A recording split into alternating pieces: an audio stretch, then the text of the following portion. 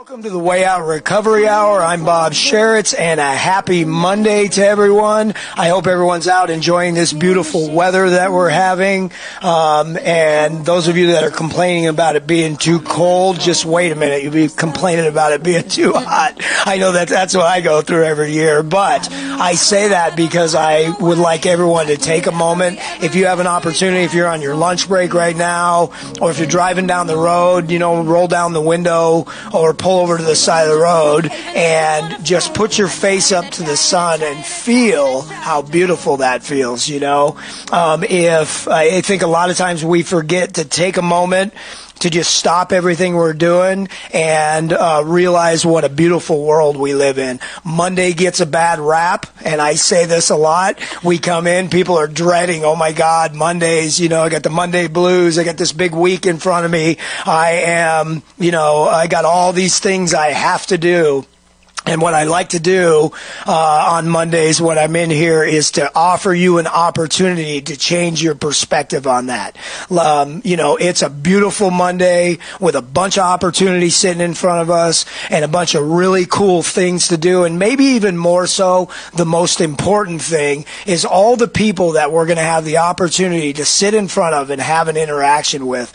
Because I don't know about you guys, but I think that the person sitting in front of me is the most important person in my life. And that doesn't matter where I'm at or what I'm doing. But those personal relationships and the people that we interact with are absolutely the most important thing. And so, let's take a moment to think about all the things that we have to get grateful for and all the opportunities that we have coming up in front of us this week. And let's launch into this Monday on the Way Out Recovery Hour. We are the Way Out. We're an intensive outpatient program. And we work with adolescents, adults. Adolescents are teenagers, by the way. Teenagers, adults. I always say that because I talk in clinical, but teens. We work with teens, adults, and their families, primarily in the world of helping them with substance use disorders, but also a lot of people come in and have mental health issues going on too. And so we are an intensive outpatient program that works with teens, adults,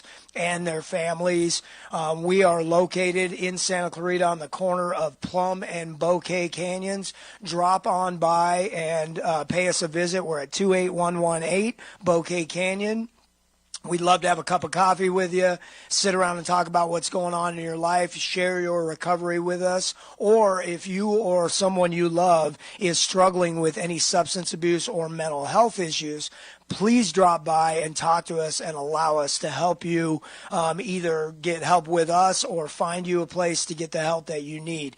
Give us a call at 661-296-4444. Again, that's 296-4444. Or you can go on our website, thewayOutRecoveryscv.com, or send me an email if you'd like, bob@thewayOutRecoveryscv.com. And again, if you or a loved one is struggling with substance abuse or mental health issues, asking for help is the first step. Now that we're here and plugged in and on the show, I want to tell you what we have coming up. We have a really awesome show lined up for you. We have an expert in the field of relapse prevention, Melissa Flowers. Welcome to the show today. Thank you. Melissa is a drug counselor at the Way Out, and one of her specialties and her expertise is relapse prevention.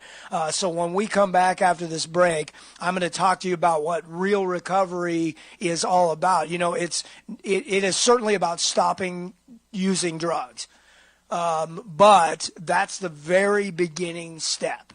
At the very beginning, that's what we do is stop using drugs, and then the real work is to stay stopped. And so what we're going to look at today are all the things that in our lives that we need to look out for so that we are we are less likely to pick up a drug or drink again. So when we come back, if you're just tuning in, stay tuned. Join us back after this break. I'm Bob Sheritz in studio with Melissa Flowers today. This is the Way Out Recovery Hour. We'll be back in a minute. Back to the Way Out Recovery Hour. I'm Bob Sheritz, and if you are just joining us, we have lined up for you today an outstanding show. We're going to talk about, so Melissa Flowers who's a primary counselor over at The Way Out, is going to join me today and talk about relapse prevention. Welcome to the show, Melissa. Thank you. So, a lot of people think, and this may sound funny to our listeners, but a lot of people think that that if somebody is addicted to drugs and or alcohol, right, that their problem is drugs and alcohol. Right. Yeah, that's a common misconception. Well, and so when we say that, you might be listening thinking, well, wait a minute, isn't that the whole problem is drugs and alcohol? And I'll tell you the difference between somebody there's a lot of people who have not crossed the line into addiction that get in trouble with drugs, right? But those people, when they get in trouble with drugs, they just stop. And then their life gets better and everything's cool, right? Right. And so in addiction, once somebody has crossed the line into addiction, it's really not about the trouble with the drugs. Yes, we have to help them stop using. But once they stop using, the trouble is navigating life. Right. And so I want to put that out there because a lot of the work that we do over at The Way Out is about navigating life. So what does that kind of look like? What are some of the things we help our patients with, our clients with over there? Well, the biggest one that I can think of is implementing healthy coping skills.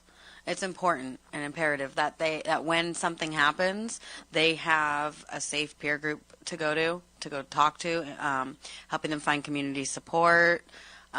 We offer relapse prevention, individualized assessments, goal setting, helping them obtain the little goals in life. But yeah, implementing healthy coping skills is, I think, our biggest, because it's just when something happens, instead of running to the drug or the alcohol, they have a healthy coping skill in place so that they can process through whatever's going on in real time and not have to turn to drugs and alcohol.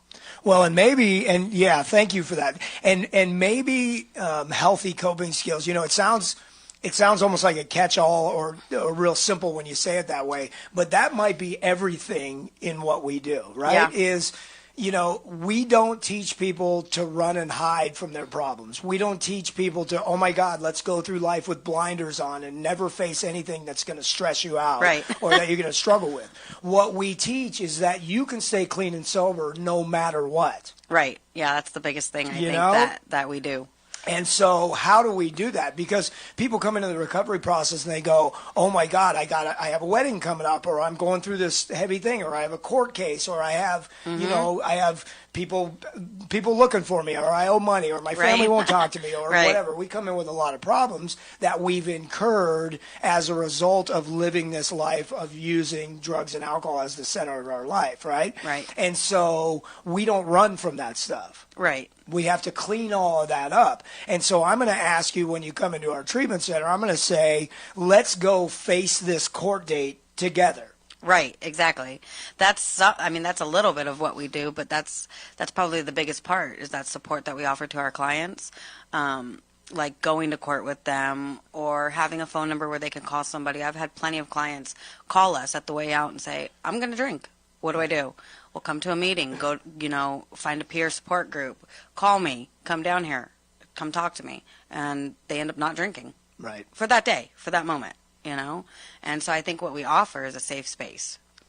So when a person first, so I say that because I want people to understand that,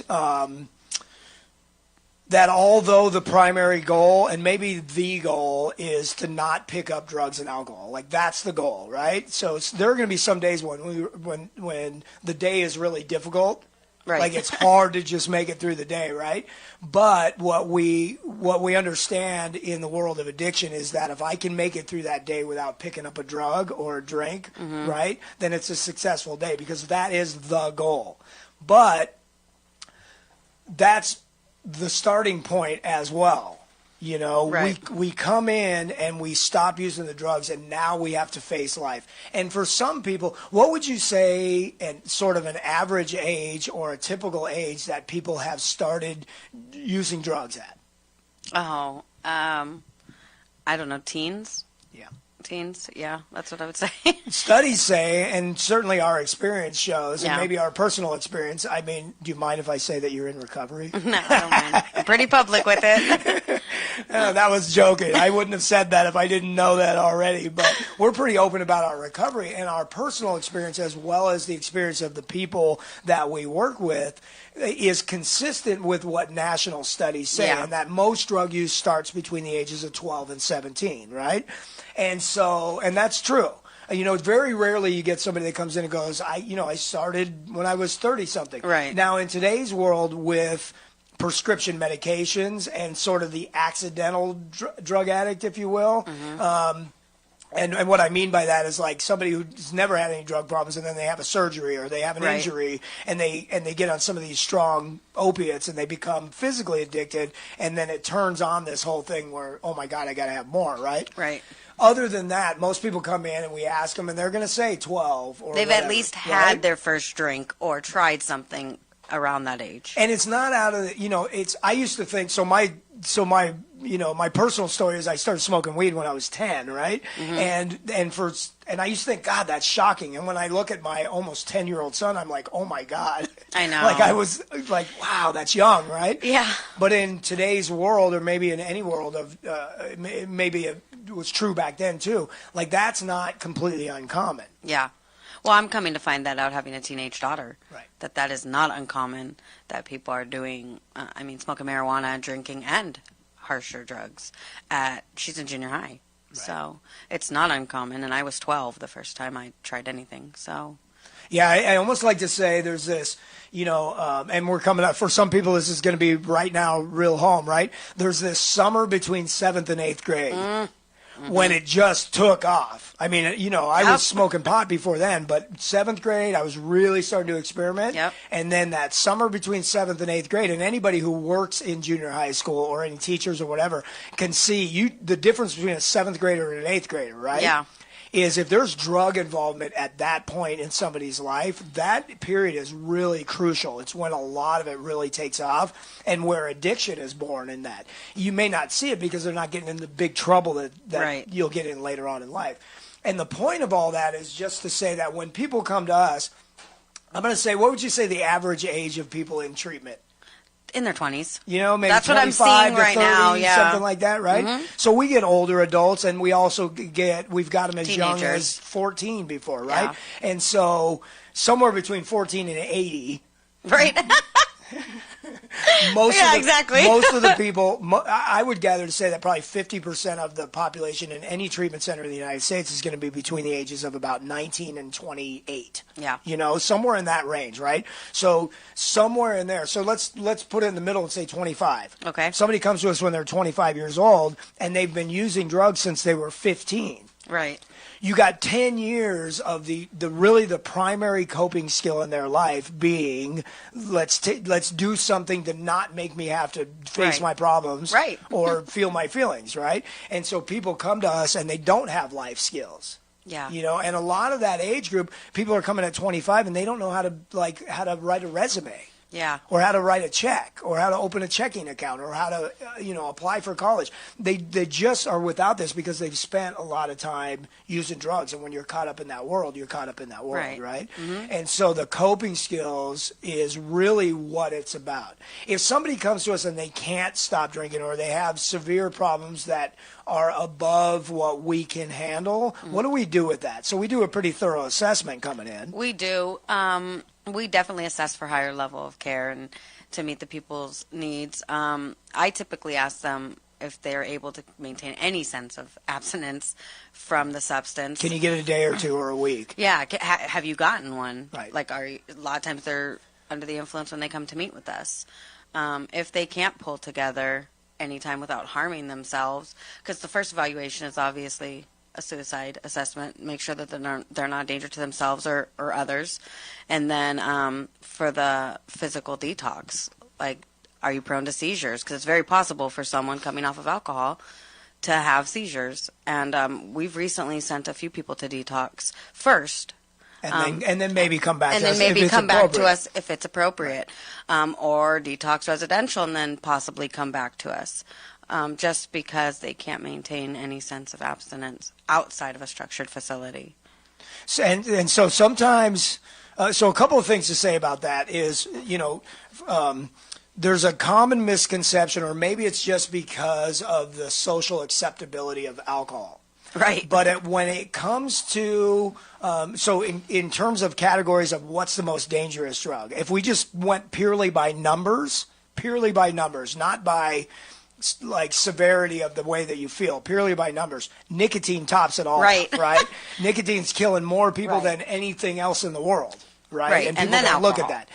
But second to that, of the drugs that really get you high, right? Because nicotine is subtle. Right. And alcohol is not so a nice subtle. slow killer, right? yeah. Yeah. So of the drugs that get you high right now, people don't understand, I don't think, that alcohol is the most dangerous drug that's out there. But yet we as a society have gotten so accepting of it that we go, oh, it's not a big deal that my teenager is drinking a couple of beers. I did it when I was a kid. Right. It's almost like a rite of passage or something. It is almost like a rite of passage. It's also, we tend to look past the withdrawal symptoms because they're like, oh, doesn't everybody throw up after? Isn't everybody a little shaky? Right. You know, and no, everybody isn't. Yeah, most people, you know, it's important to understand this, that most people who drink or even use drugs are not addicts. Right. I know. When I found that out, I was baffled by that because everybody in my circle. Yeah. Well, even in a professional world, when you say that out loud, you know, studies say this. Let's just take adults, right? Studies say in the adult world, those who use alcohol, roughly 12 to 17%, according to SAMHSA and NIDA and the World Health Organization, between 12 and 17% of adults worldwide who use alcohol will have lifelong problems with alcohol. So 12 to 17% are going to be alcoholics, right? Which leaves you with what? 88 to 82 83 to 83, right? 80, yeah, so 80, we're not math specialists, not by the way, guys. 83 to 88%. There, I got it. 83 to 88% of people who drink, and the studies are consistent with drugs as well, better than 80% of the people who use drugs are not addicts. I know. And when I found that out, you're like, wait I was like, this can't be true. None of this is true, but it is true. And I think that the reason that those who are addicts are in disbelief of those numbers is because everybody that they hang out with is an addict, because when we're in that, you know, in our disease, that's who we tend to associate with. So it's hard to believe that everybody else isn't doing the same thing. Yeah. Well, and it's interesting because the World Health Organization says that 51% of the adult population in the world doesn't drink or use drugs. That's 51%. Yeah, that's what you say. So, and I say that to people and they go, wait a minute, there's no way. But the people that we work with, and including myself, it was hard for me to believe that because I'm like, doesn't everybody do something? Right. And somebody said to me, everybody you know does something. Right. And I went, oh, wait, that's true. So there's others out there. But that's true, right? And so that can be an indicator. Right.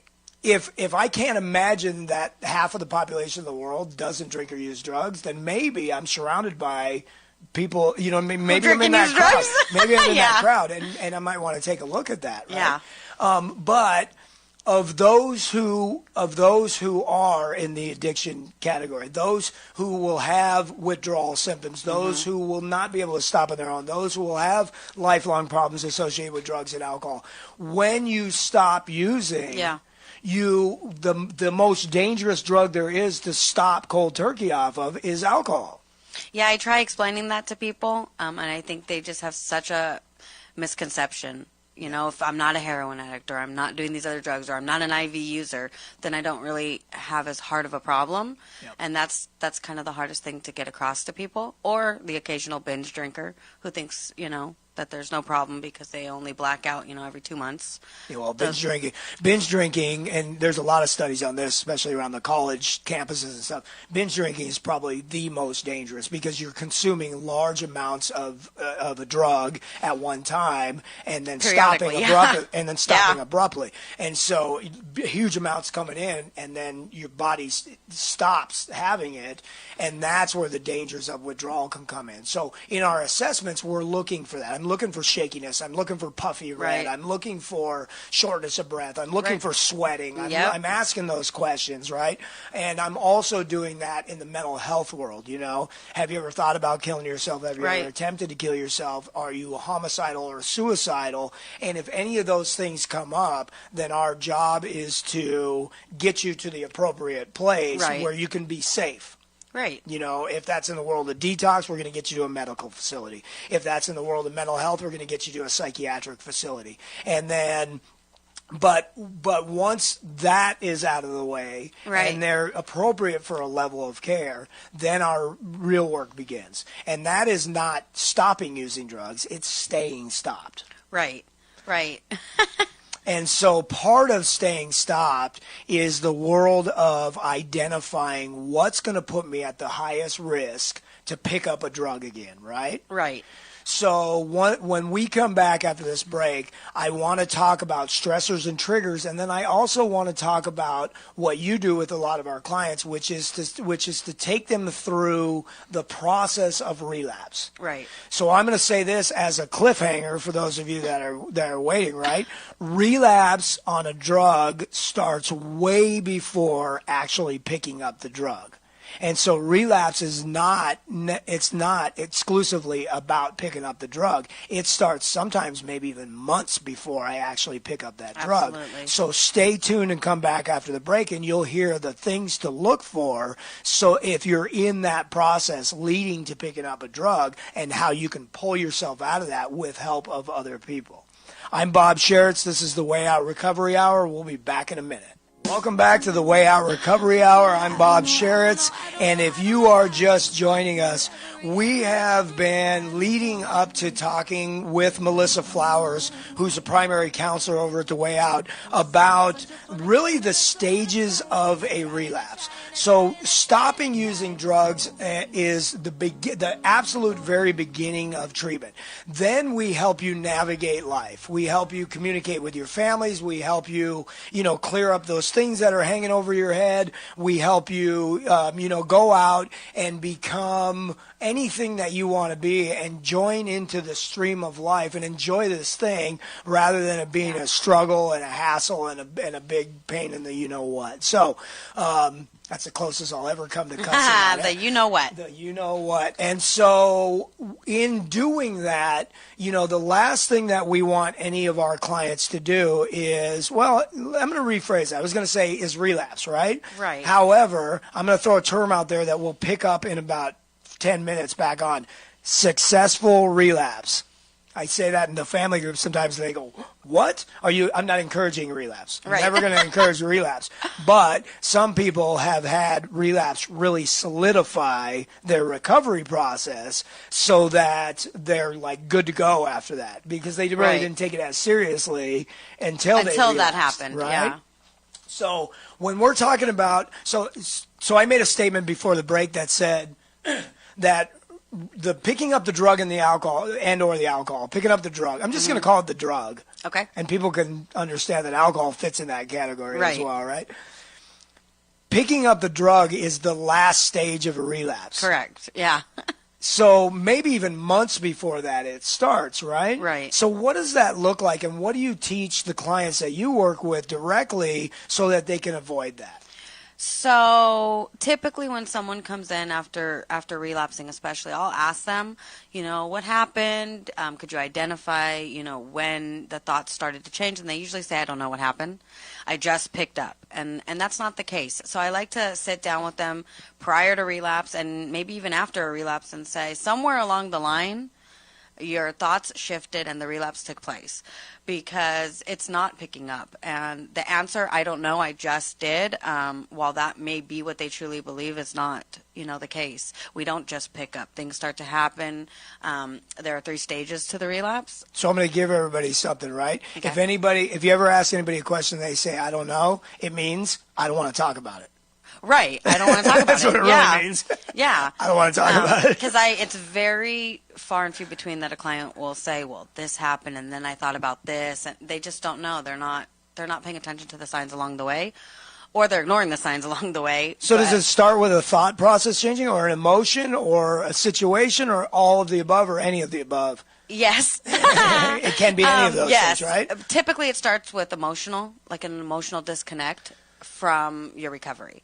If you don't know what that looks like, it might look like a lack of self-care. Or like I'm bored. Like I'm Yeah. going to meetings and I miss my old life. Yes, and not taking action on it. So that's where the emotional part takes place, is even though self-care may seem like a physical thing that we do, a lack of desire to do that, to not want to get out of bed, maybe not want to take a shower today, signs of depression. Yeah, signs of depression are the beginning stages. Well, and this is not, and I would never make light of the seriousness of mental health and substance use issues. Never, right? Very serious thing, life-threatening. Yes. It is life or death. But let me just say this, and this is not a joke, right? That most people with the baggage full of stuff that they bring into the recovery process are gonna feel depressed. I almost want to say, like, you should feel depressed. Look at all this stuff that you've been going through, right? So there's almost a normalcy to depression, but it's when we don't address it or acknowledge it, right? Right. It's when we put it in the back of our mind and we're not sharing it with somebody else, or we're not getting up despite feeling like that. A lot of people are going to come in and not want to get out of bed in early recovery, and that doesn't necessarily mean that you're in the beginning stages of an emotional relapse. But if you're participating in your recovery process and all of a sudden you don't want to participate in your recovery process, you don't want to show up to IOP that day because you've been going every day and you're tired, you don't want to go take a shower, you don't want to do the little things, you're bored and you're not doing anything about it and you're kind of just sitting on it. The interesting thing about an emotional relapse is that you're not thinking about using. So if you're thinking, oh, I'm not thinking about picking up, that's not the emotional part of it. The scary part of an emotional relapse is that you are not even thinking about picking up the next drug. Right. You're not there. You're just lacking in all the little things, and you're not addressing it. You're not talking to anyone about it. And that doesn't mean us, anyone. I mean, if you're not addressing it with somebody. Well, and when you talked about coping skills earlier, one of the most, and maybe even the most important component to the recovery process, in my opinion, and also in our experience, is community. Yeah, the most. We cannot do this thing by ourselves. The most. Because that's, I mean, even a lot of people come in and they want to do IOP and then be done and then be recovered and then move on. Oh, like fix it. Yeah, like I'm going to go, how long is it? Okay, a couple months. Okay, good.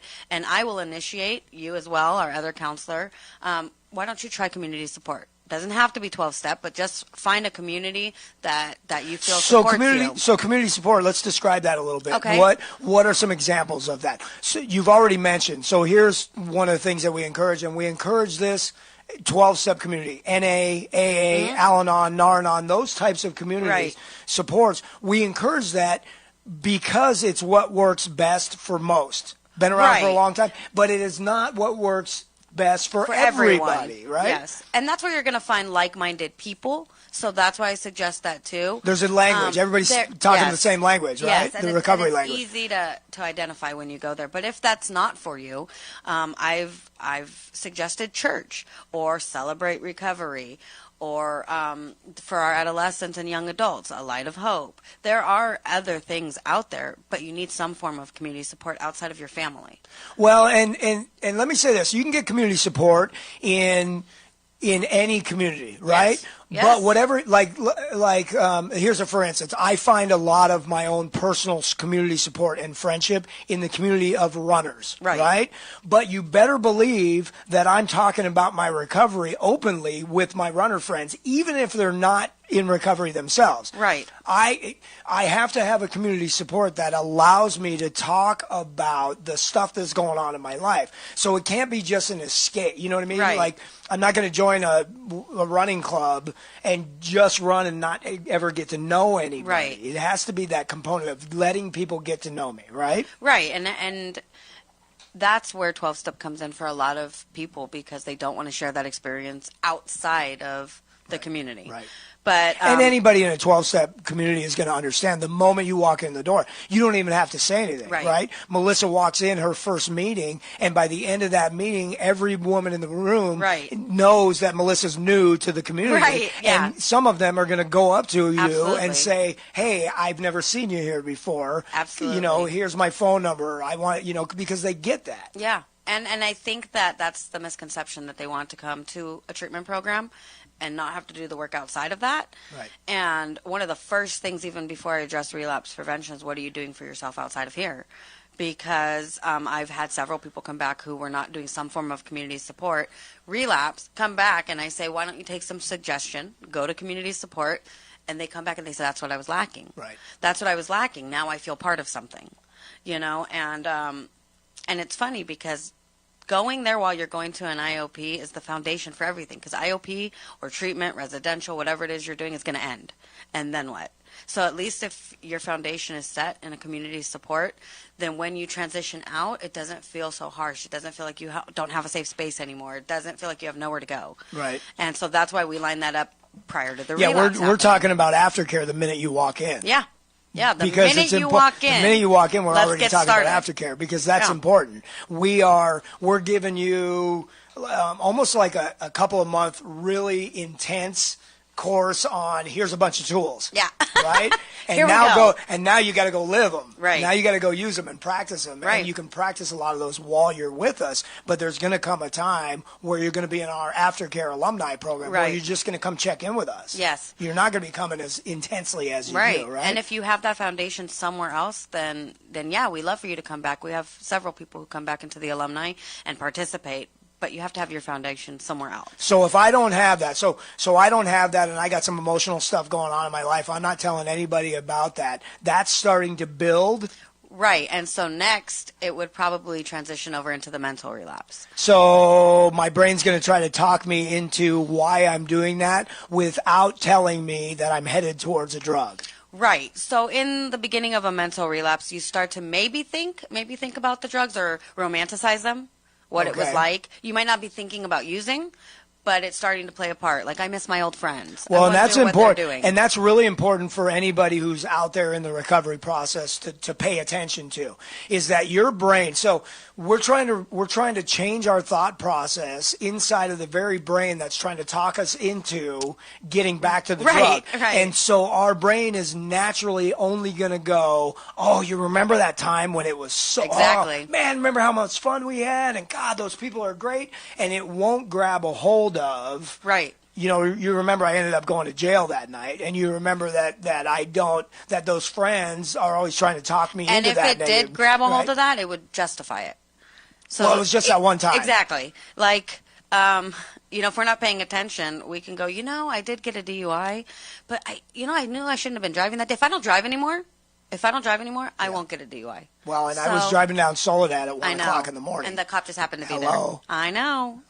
So that's the things you have to look out for. If you're justifying why you're sitting in our rooms, or if you're justifying the negative things that have happened, pay attention to that. That's a sign as well. That is absolutely a sign. So the emotional, what you're saying is the emotional, I've got some stuff I'm not dealing with, and it's causing some emotional angst, whether that's anxiety, depression, fear, whatever's going on inside of me. I'm not talking to anybody about that. Right. And so it's starting to build. My brain will grab a hold of that and start to build stories around it. Like, things were, it would be much easier to deal with this with just a couple of beers after work. Right. Right? And you don't even realize I don't have to drink like I used to. I'm not going to do heroin anymore, that's for sure.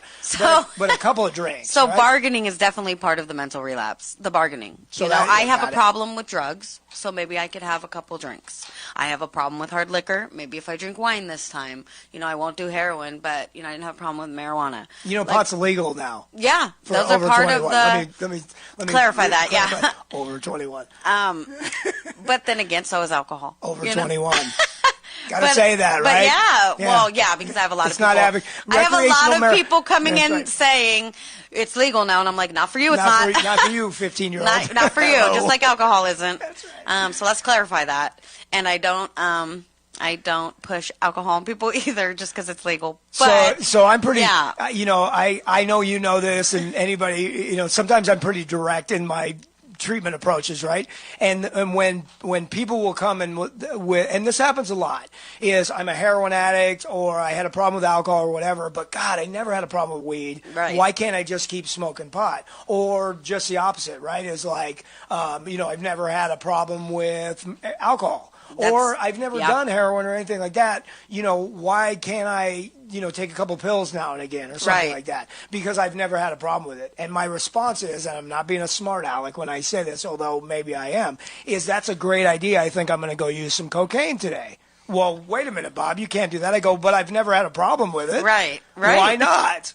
And they go, well, that's different. How is it different? How is it different? It's not. It's not any It's different, not, right? no. And so we have to pay attention when our brain is doing that. Yeah, and our I can speak for myself that that is one of the least noticeable signs, because in your mind it's a very tricky place. And the idea that maybe if I did it differently, or maybe if that didn't happen, or maybe if I was just with other people, or maybe it was the relationship I was in, or my parents made me mad. If we start doing that, we are definitely in the stage of a mental relapse. And what about, I've heard a term, awfulizing sobriety.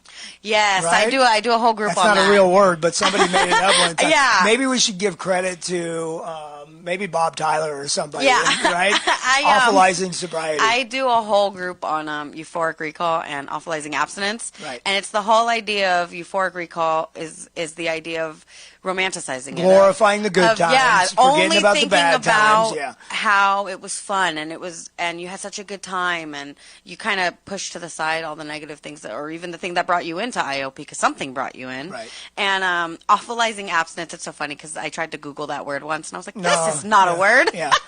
No. So, but what it basically means is I can't do anything sober. Like I don't know. This is so awful. Yeah. Oh, it's so awful. I know. That's awfulizing, right? And the idea, for example, I'll use me for example. I went to my first concert sober, and I thought, I don't know how to go to a concert sober. This is never going to be fun again. This is never going to be fun. Like, how do you go and not drink? Right. And then I watched the people around me. 51% not drinking. I watched the people. No, I was watching the 49% that were, and they were getting drunk. And drunker, and I realized that's why I can't drink. Well, for those of us that are, it's interesting. Like, I'm not suggesting go hang out at parties and watch people get drunk. But if you ever find yourself in that position, stand back and watch. And watch people change. It's pretty entertaining. I got that opportunity, and I was actually with a friend of mine who is a normal drinker. She had half of a beer and then threw it away, and it was warm, and I could not comprehend what was happening. Chugging warm beer. Right, but the idea was that if you watch long enough, I realized why I can't drink. But it was fun. We had a really, really good time. And that's happened over and over again. If I'm given the opportunity to do something that I think I can't do because I'm sober, I do it anyway. And I always have a much better time if I open my mind to that. So your brain, but pay attention, is your brain is going to want to try to tell you, I'm never going to have fun anymore. I won't have any friends. It's boring. It's too hard. Whatever your brain is going to do is this recovery process is too much. Yeah. It's just too overwhelming to do anything sober. And I think that's why part of what we do at The Way Out is so important. We do alumni game days with your family. And for me, personally, I could never play a board game without drinking. Oh, by the way, it's hiking weather now. Yes, I know. We're going to get out there. Just saying. and I got to do that in recovery with my family. And now we do that all the time. We play board games. So we brought that in to The Way Out, and we bring 20, 30 board games and have the family sit down, and they don't know that they can do that. Learning how to have fun without drugs and with alcohol their is family. very important. It's very important. Yeah. And so even the littlest thing like playing a game or going for a hike, those are the things we do. Those are the things we do to encourage, you can have fun and we'll do it with you. Well, and if I'm paying attention to that, what I start to realize is how very much drugs encompassed every piece of my life. Every piece. I don't, do yourself a favor and take a step back from your alcohol and drug world, and take a look and ask yourself, how much of my life is involved with those things? Do I only go to restaurants that serve alcohol? Do I need to get prepped before going to a party? Absolutely. You know what I mean? Do I need to make sure I'm not going to run out? Am I thinking about it? Am I thinking about that drink halfway through work on my work days, right? Am I making sure I got some in the fridge waiting for me? All that kind of stuff. You'll start to see, oh my God, right? So I'm going to tell you the perfect example of that. I could not identify that. And several of the people I've talked to were unable to identify that. And I said, have you ever paid attention to a smoker? Because I was a smoker. I quit 3 years ago. But my life was consumed by smoking. Do they have a smoking area? do I have enough to get through the day? Right. You know, I'm not going to get on that ride at the amusement park because it's way too far from the smoking section, so my family has to come with me. And now I can identify that. Right. In the addiction process, it's consumed by everything. And nicotine, by the way, is the primary addiction. It is a good model. What I mean by that is if you look at that, it's a good model. One of my professors used to say, anybody who uses nicotine, here's what you can do.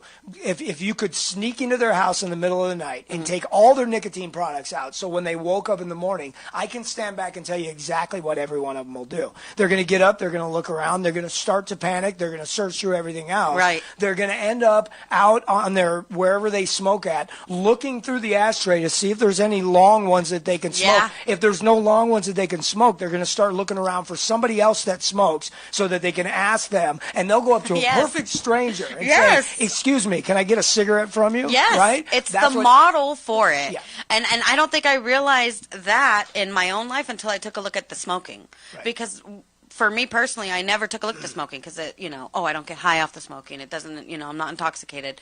And I started to take a look at that and I'm like, oh, the obsession though. The obsession. So I've talked to a couple people in addiction, like who have addictions and it's not nicotine, and they pay attention. They're like, oh, it's so irritating. My friend always has to go outside and take a break. What do you think you were like? And it's like we have to take a look at that. But that's the perfect example of addiction is the nicotine. Yeah, I'm not going to be able to travel because drugs. I'm not going to be able to travel because I'm too far from my connection. I've got to take enough to go with me, but I'm on a plane. I might get busted. Everything. So I don't fly. Consumed. So I don't I'm not do going anywhere. Right? I don't leave my house. And then so all that's leading up to the potential of me picking up the drink, which is the physical part of the relapse, right? That is the physical part of the relapse. So if you're not paying attention to the emotional and mental health, and then you get to a mental relapse and you're disconnecting from your friends and you're searching out your old friends, you're calling your old people to see where they're at. So now you're starting to participate in physical activity that gets you closer to the drug. So now I'm just going to go see how they're doing. Right. Show them how good I'm doing. Right. I'm not going to take anybody with me to do that either. Right. I'm going to disconnect from my current group, maybe go search out, knowingly or unknowingly, my old connections, my old friends, the old places I used to go, the old bar, but I won't drink. Right. Then we start bartering. We start slowly planning it in our head. At the end of the mental relapse, it can still be stopped. If you reach out and call somebody, you can stop the physical. Yeah. Yes, you can stop the physical. That behavior. Yes. Yes, you can stop the physical relapse. It doesn't have to happen. And if you don't reach out to somebody, which I truly believe is the way you're going to get through it, you will pick up. You may not pick up in the sense that you think like, oh, I just had a beer and I didn't, go back to the drugs. But one thing leads to another, and your inhibitions are lowered, and next thing. So I want to say something to anybody who's had that experience of relapsing, or is listening to this and then is going to relapse, not because of this certainly, but just because, right? Is that relapse does not have to be part of the recovery process, but it does happen. Yes. And if you find yourself in that position, please don't carry around the shame of that. It's okay. Yeah. I'm not encouraging a relapse, but if you do, something really powerful can happen in that. If you're willing to pick yourself up from that relapse, discuss it with the people that you are surrounded with, bring it into your treatment center, whatever that looks like, and say, what did I learn from this experience? Right. Because you can learn a lot from a relapse, right? And don't shame yourself over it. And family members. I think that's the biggest one. Don't shame yourself over it. And family members.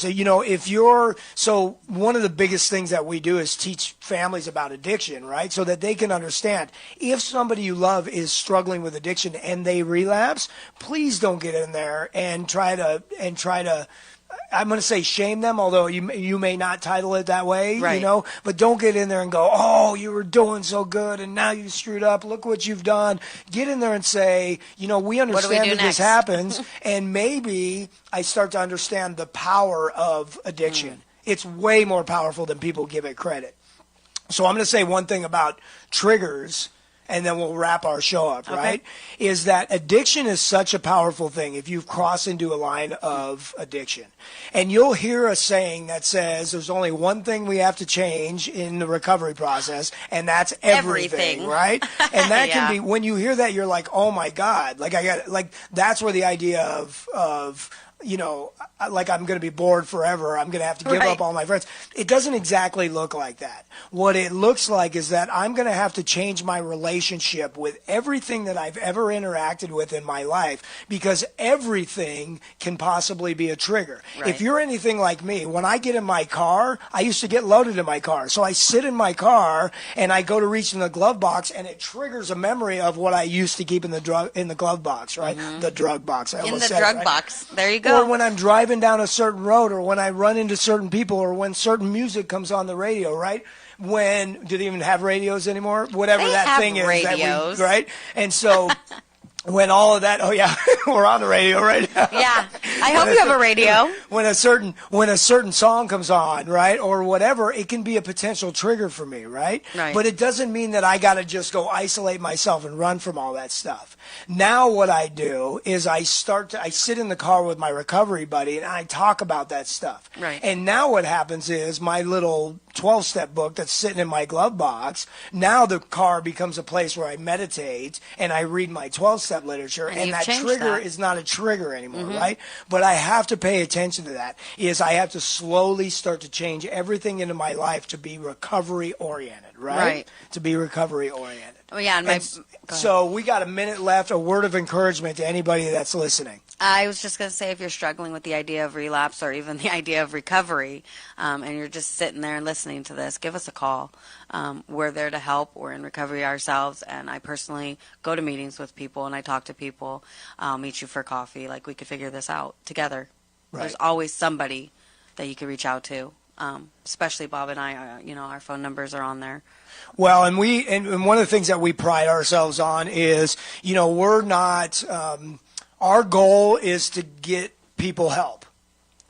And that may not translate into you signing up with us. Exactly. But it does start with you calling us. Absolutely. And so 661-296-4444, give us a call and we will help navigate the process of getting you into the appropriate place that you need to be. We're here for you and we want to help you do that. And if it's not us, somebody. Somebody will help you. And don't feel ashamed. You might feel it, but there's nothing to be ashamed of. Right, because asking for help is the first step. It's when you turn your life around, yes. right? And so it's really important.